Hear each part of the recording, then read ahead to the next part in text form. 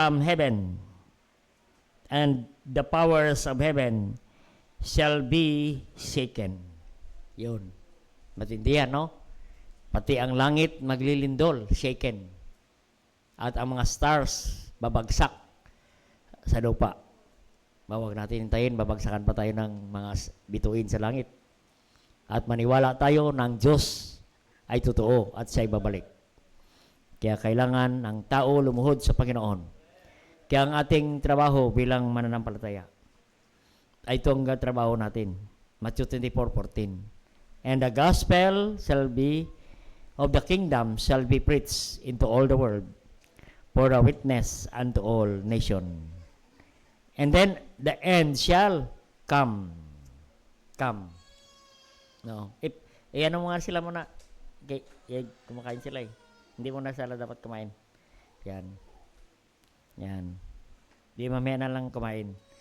Dadako muna tayo sa salita ng Diyos.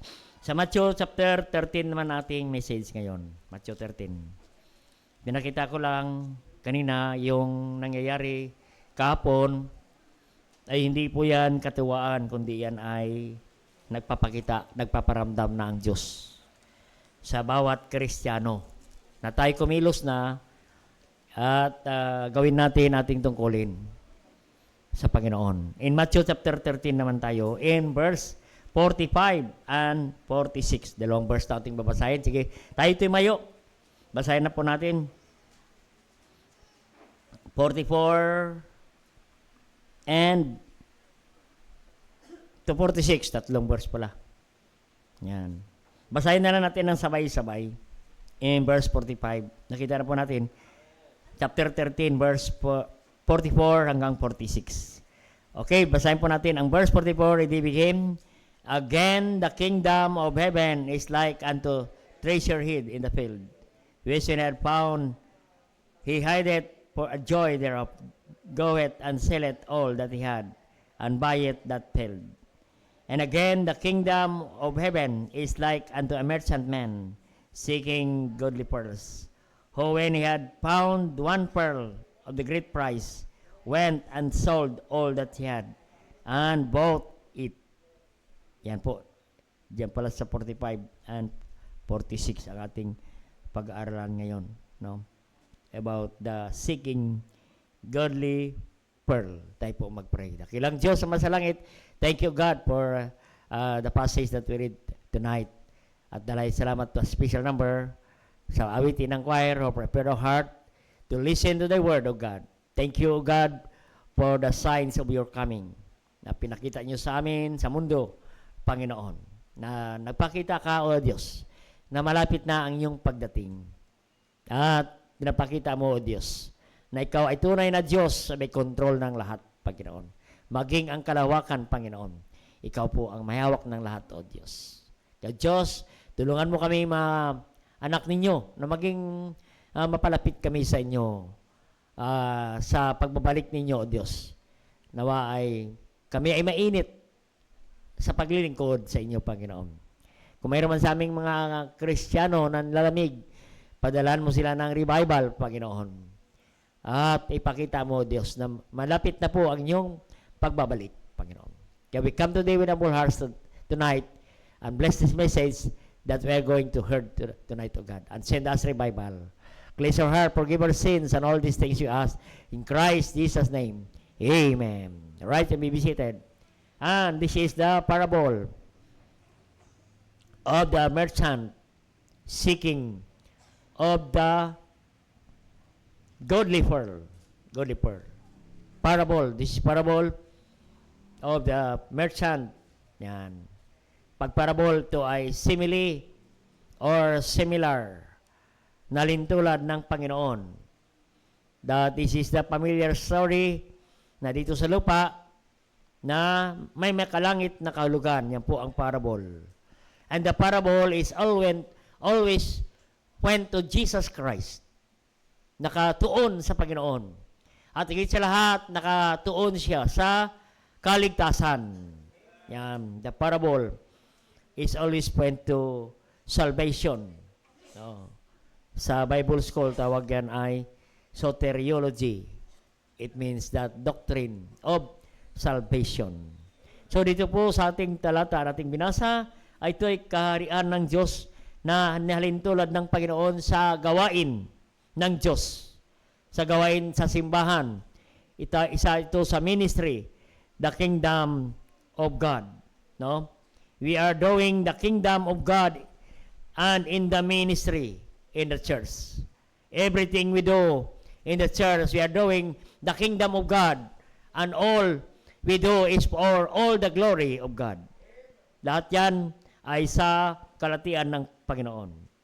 Kaya ang ating pagpapagal, pagpapagod, paggawa sa Panginoon, our labor is not in vain in the Lord. Amen. Katulad tayo ng isang merchant. No, pag siya merchant, isa siya sa mga lakal o negosyante na naghahanap ng, dito po sa ating binasa, naghahanap siya ng mamahaling perlas. No, perlas. Oo. Sabi nyo, makita natin, no, nung makakita siya ng mamahaling perlas, no, ay kanyang ipinagbili ang lahat ng kanyang hari-harian. No? Ano mang mayroon sa kanya, kanyang pinagbili. At binili niya ang isang mamahaling perlas. Yan ang the goodly pearl. No? So dito po ngayong gabi ay hingi tayo ng mensahe sa mensahe ng Panginoon tungkol sa goodly pearl. No, ano ba ang ibig sabihin nito? Kasi ito ay nalintulan ng Panginoon sa kanyang gawain na we are like a merchant man, no? Merchant, no? Seeking godly pearl. Amen. Merchant, the merchant of the godly pearl. Yan ang ating pag-usapan ngayong gabi, no? Yung pearl. Pearl is a hard, shining ball in the shell of an oyster and having a great value. Malaking halaga. No? Galing ito sa oyster. Godly pearl. So ano ang makita natin? Una, kapatid, godly pearl represent the sacrifice of the Lord Jesus Christ. Sacrifice of the Lord Jesus Christ. No? Ang kalagahan ng sakripisyo ng Panginoong Hesus. No? The pearl. No? Ang pearl ay galing sa oyster na sa shell at ang shell ay kailangan mamatay, no? Bago maganap ang isang mamahaling perlas. Yan po. Yung oyster, no, ay mayroon yan papasok, no? Para bago magkaroon ng godly pearl, ay mayroong papasok sa oyster o sa shell na mga buhangin. Papasok. Yung buhangin na yan mag-i-irritate sa shell. Oo. Masasaktan ang shell, ang oyster sa loob. At mag-sacrifice siya doon. Ma-irritate hanggang ang oyster mamatay. Oo. Yung buhangin na yan, mabubuo yan sa loob. At matagal na panahon ay magkaroon yan ng precious stone. At maging small, hard, shining ball. Yan ay tinatawag na the great pearl. Godly pearl. Yan ang sinasabi ng salita ng Diyos. So bago po mabuo ang isang perlas, ay dumaan yan sa sakripisyo, kamatayan, ang kapalit, buhay ang kapalit, no, ng isang oyster. Namatay ang isang oyster bago mabuo ang isang magandang perlas. Kaya yun, nalintulad ng Panginoon na ang goodly pearl ay nalintulad ng Panginoon sa sakripisyo ng Panginoon. No? Sakripisyo ng Panginoon. Ang pearl. Na kailangan ang Panginoon ay magsakripisyo sa krus ng Kalbaryo. Na siya ay naghirap, nilagyan ng koronang tinik sa ulo. Sinaktan, binugbog, pinako sa krus, hinubaran sa madla, pinahiya, at nagdanak ang kanyang dugo at pinako sa krus ng Kalbaryo. Hanggang siya ay mamatay, hanggang maubos ang kanyang dugo at hininga doon sa krus ng Kalbaryo. Kayan ay larawan ng sakripisyo ng Panginoon sa atin. No? At ang sigaw ng Panginoon sa krus ng Kalbaryo ay, ang sabi niya, it is finished. Binayaran niya na ang lahat ng ating kasalanan. Kaya mayroong verse na sa Romans 5:8 na ginagamit natin sa soul winning. But God commended His love towards us in that while we were yet sinners, Christ died for us. Without shedding of blood, there is no remission of sin. Kung walang sakripisyo, pagdanak ng dugo ng Panginoong Hesukristo, saan tayo ngayong gabi? Saan ang pamilya natin ngayong gabi? Kaya salamat. Goodly pearl is a represent of the sacrifice of the Lord Jesus Christ. Amen? Yan mo, ang pearl. Sa number 2, it represent our Savior, Jesus Christ. No? Pansinin natin sa 13 verse 40 sana 6. Sabi niya, again, the kingdom of heaven is like unto merchant seeking a goodly pearl, who when he had found one pearl of great price, went and sold all that he had and bought it. Amen. Ito ang ginawa ng Panginoon sa atin, no? Salamat, tayo ay natagpuan ng Panginoon. Amen. Ang sabi ng Luke 19 verse 10, for the Son of Man is come to seek and to save that which was lost. For the Son of Man is come to seek and to save that which was lost. Iniwan ng Panginoon ang kagandahan ng langit. No? No? Ang sabi diyan, iniwan niya ang kagandahan ng langit. Katulad ng parable na ito, he sold all that he had o para bilhin ang isang perlas. Amen. So ang Panginoon ganun din, kapatid. No? Iniwan niya ang kagandahan ng langit, ang papuri ng mga anghel sa langit. Iniwan niya ang kanyang kaharian sa langit. Bumaba siya sa lupa upang hanapin ka at ikaw iligtas dahil tayo ay naliligaw. Amen? Yan po ang larawan ng isang godly pearl ay larawan ng ating Panginoong Hesukristo. No? Na siya ang nagbayad ng ating kaligtasan, walang iba kundi si Hesukristo. Kaya siyang daan ng ating kaligtasan. John 14 verse 6, Jesus said, I am the way, the truth, and the life. No one cometh unto the Father but by me. Amen? But by me. Amen? Like the parable, he sold all that he had because he found one pearl with great value. Ganon ang ginawa ng Panginoon sa atin.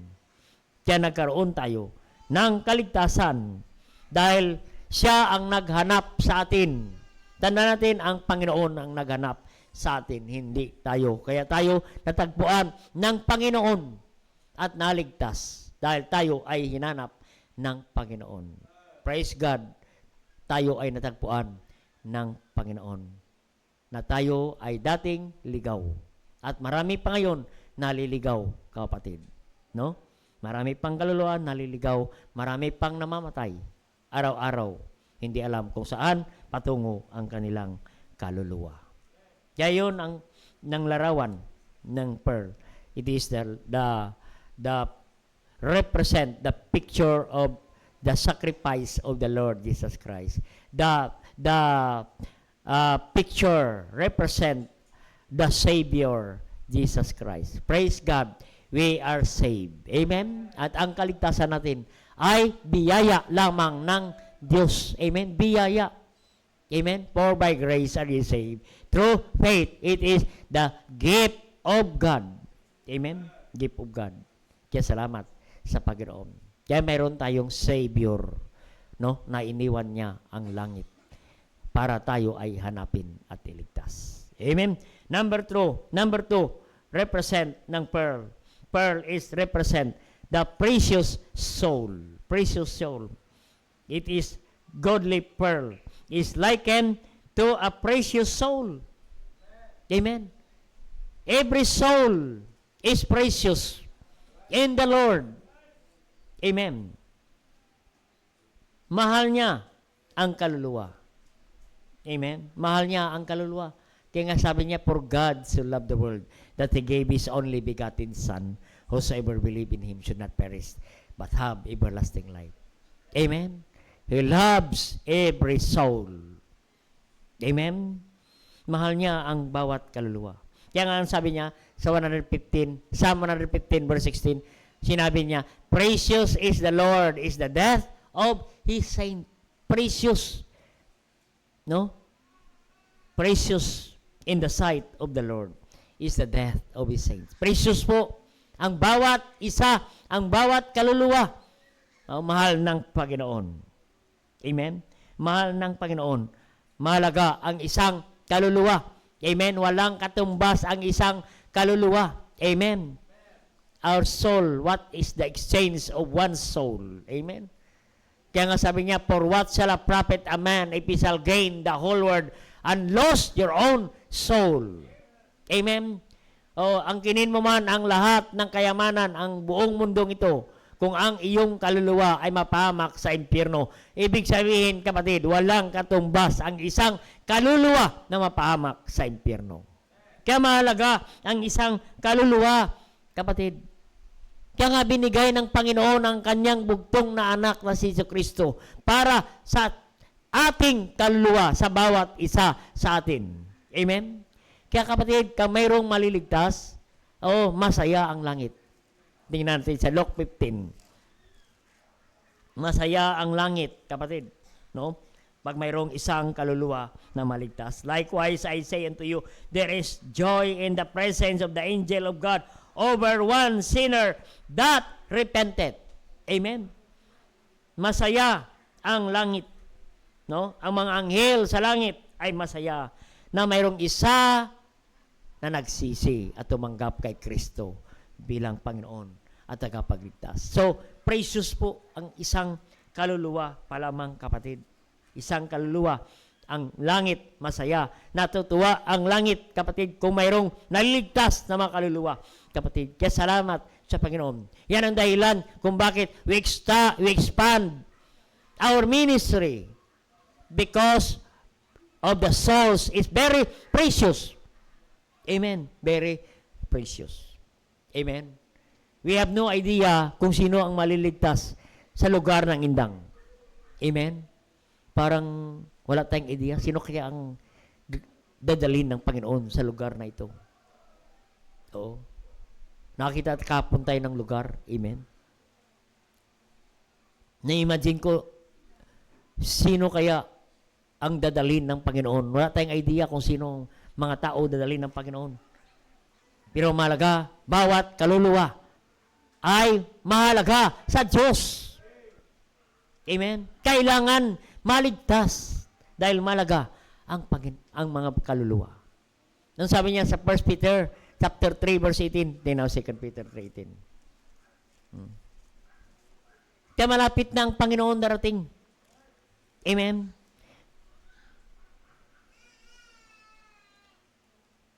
Ang sabi niya, bakit ang Panginoon hindi pa bumabalik? Nagpapakita pa lang kagabi. Oh, the moon shall be darkened.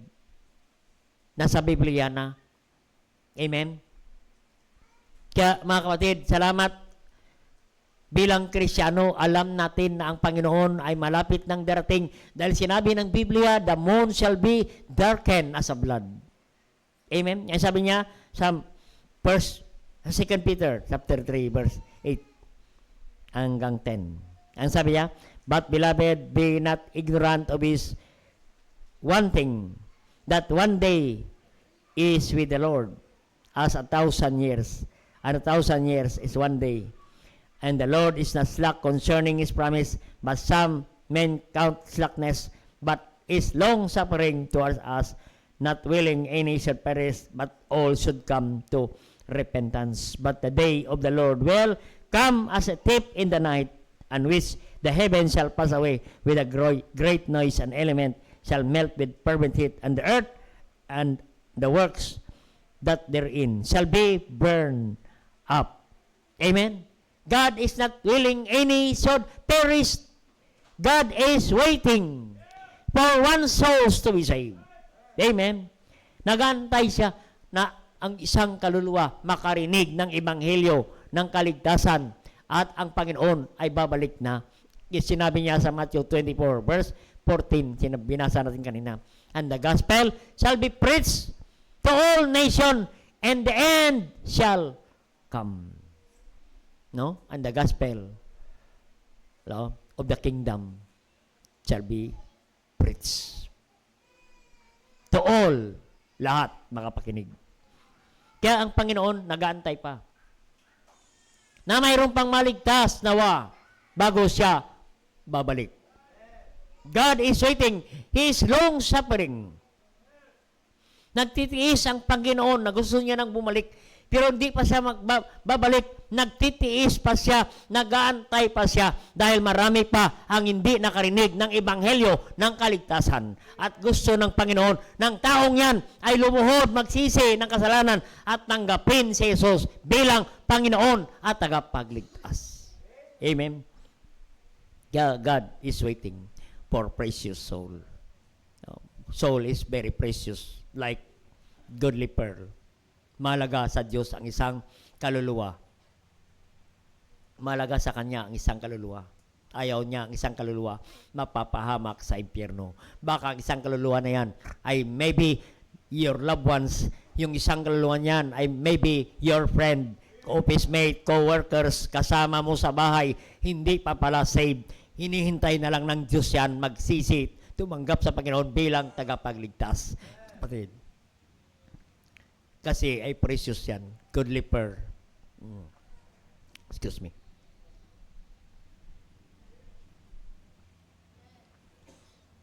Represent, goodly pearl, represent precious soul. Napansin natin? Yung isang merchant, bininta niya ang lahat para bayaran ang isang mamahaling perlas. Dahil yung isang perlas na yan, kumikinang, precious sa kanya. Pinagpalit niya ang lahat ng kanyang arerian sa isang goodly, very expensive and valuable pearl. And pearl represent precious soul. Amen? Dapat ganon ang tingin natin sa isang tao na may kaluluwa. Itong tao ito, precious po ang kanyang kaluluwa ito. Sayang ito. Professional ito. Sayang kaluluwa nito.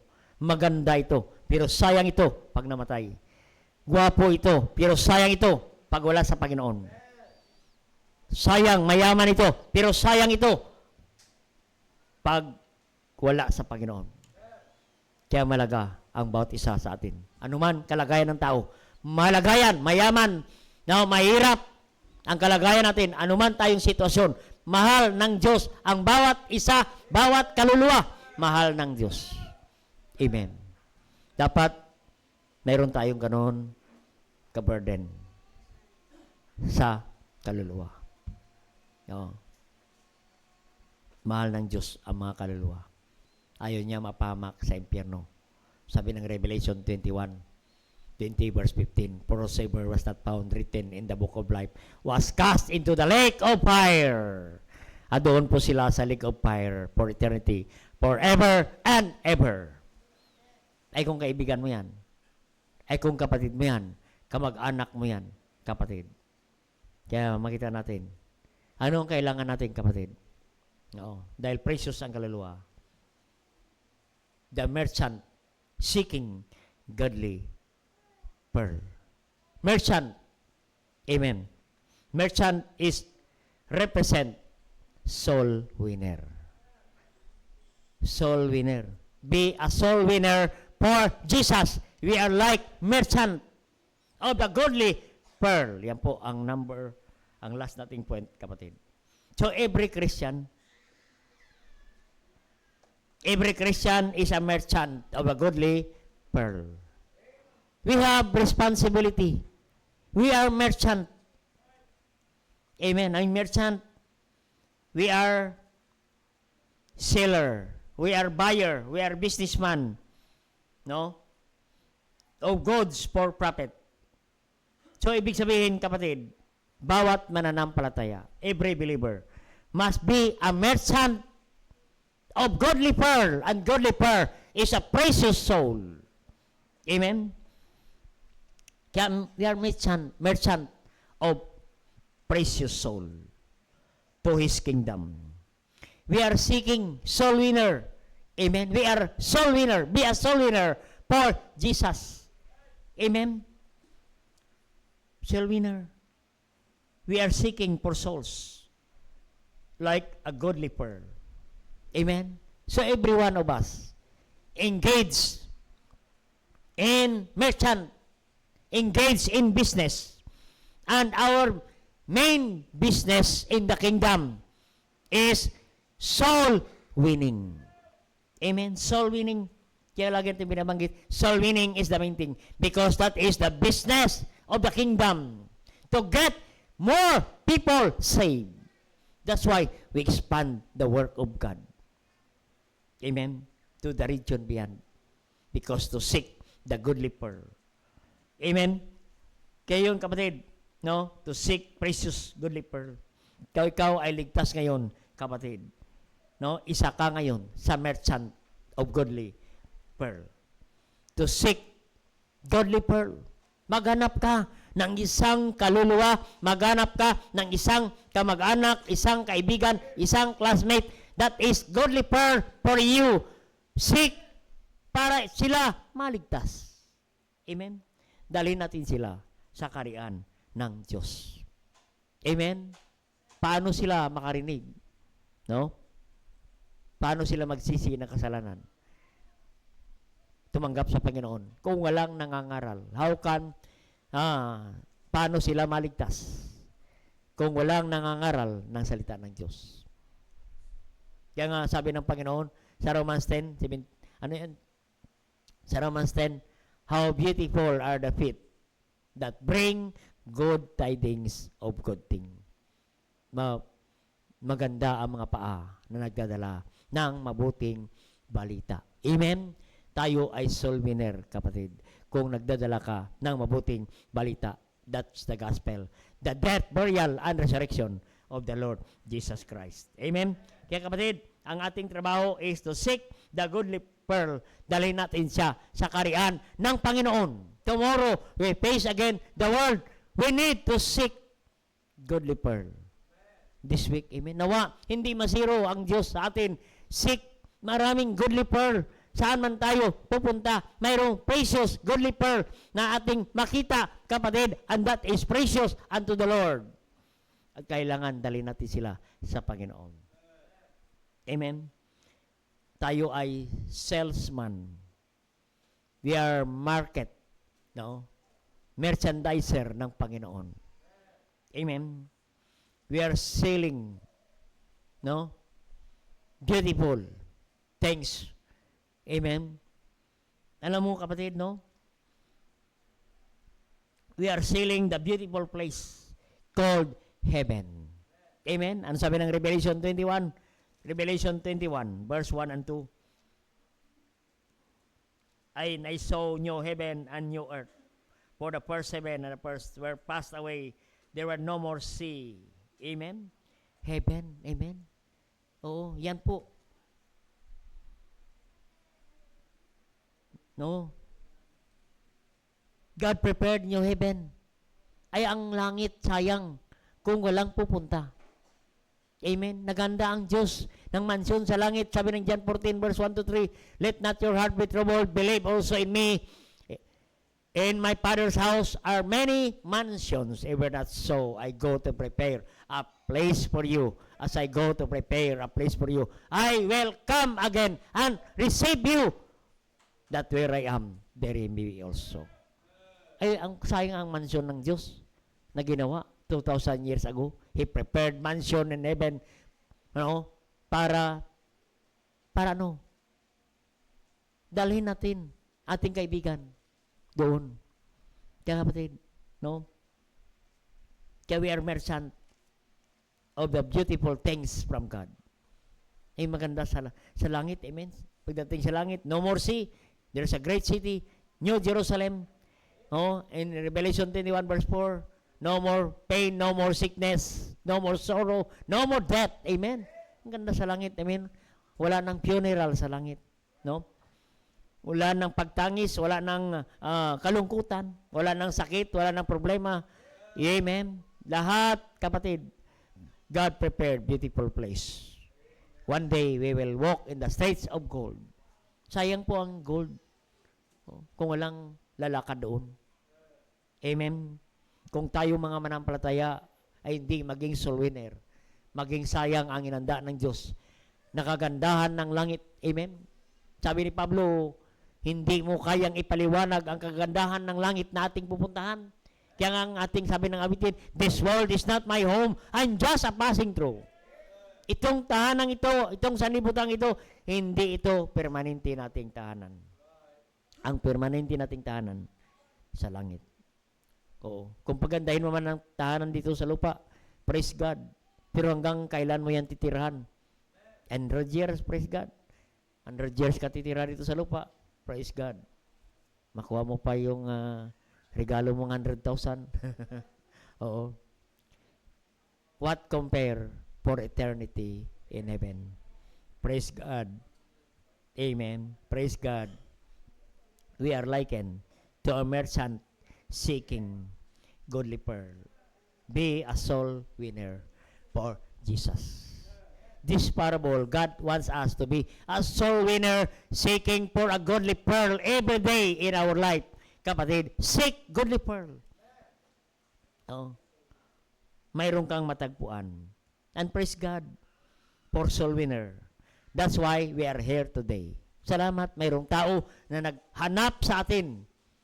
No? Nagbigay ng halaga sa atin, nagbigay ng oras sa atin para tayo hanapin, no? Dalhin sa Panginoon. Amen? Diyos, salamat sa Panginoon. Be a soul winner. Proverbs 11:30, the fruit of the righteous is the tree of life, but he that winneth soul is wise. Amen? Yan po, be a soul winner. And lastly, kapatid, merchant of the godly pearl represent investor of the kingdom of God. We are investor. Amen? Ang sabi niya, ating binasa sa verse 46, when he had found the one pearl of great price, he went and sold all that he had and bought it.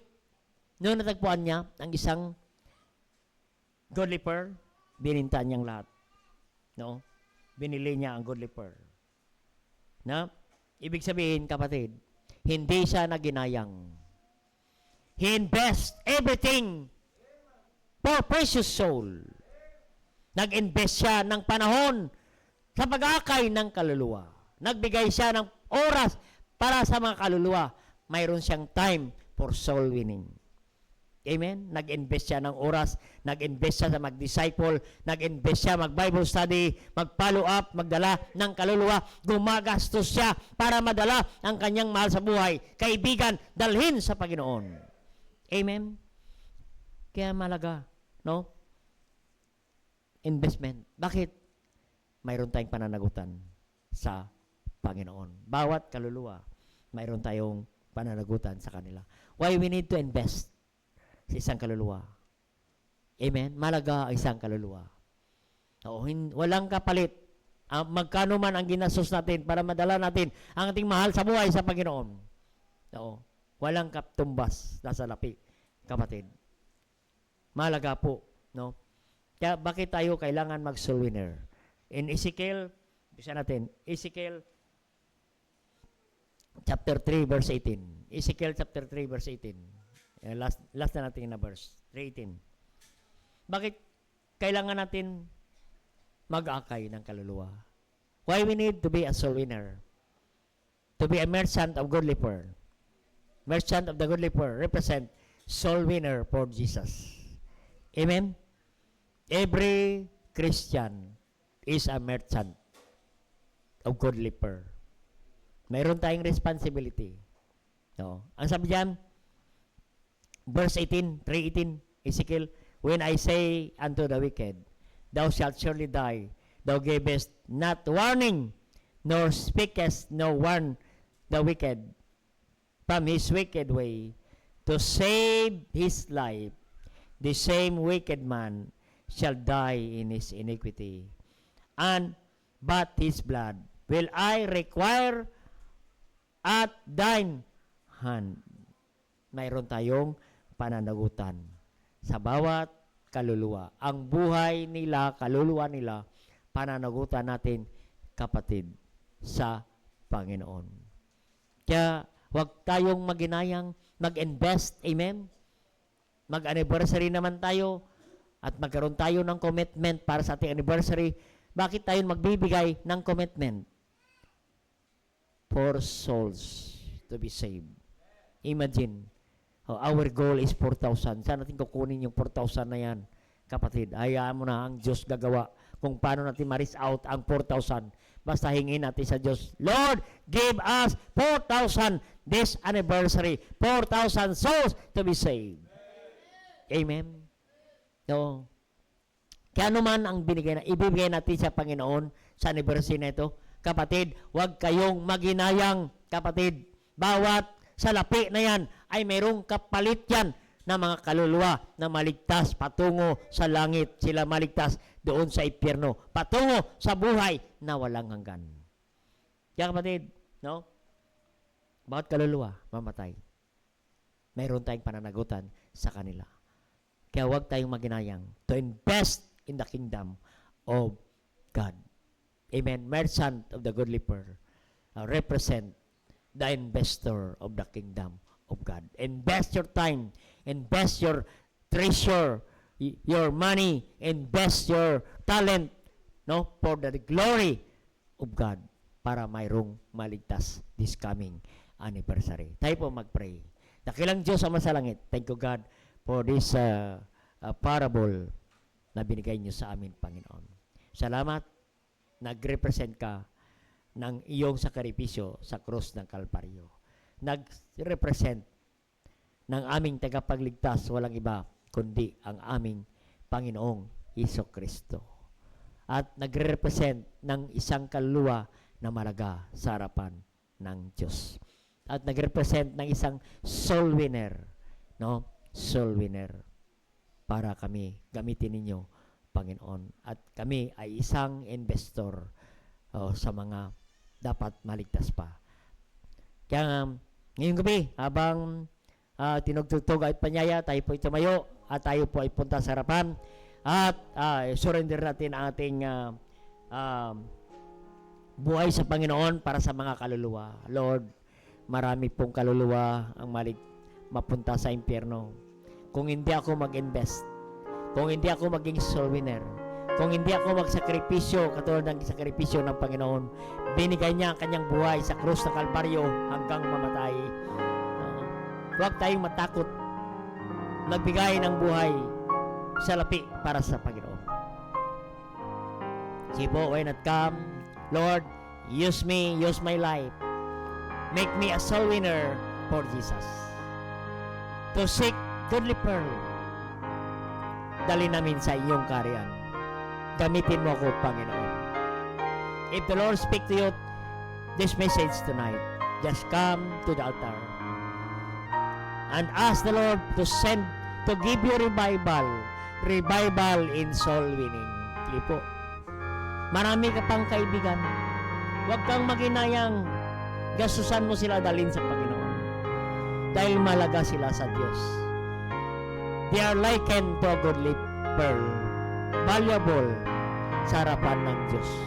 At walang katumbas ang isang kaluluwa ng iyong kaibigan, kamag-anak, kakilala na madala mo sa Panginoon. Sige po, just come and talk to God. Mayroon kang problema, dulog mo sa Panginoon. Whatever within your heart, makasama namin sa online, just come, kneel down where you are, and talk to God. Don't go home without talking to God, without thanking Him for all His blessing and faithfulness to you. Just talk to God. Sige po.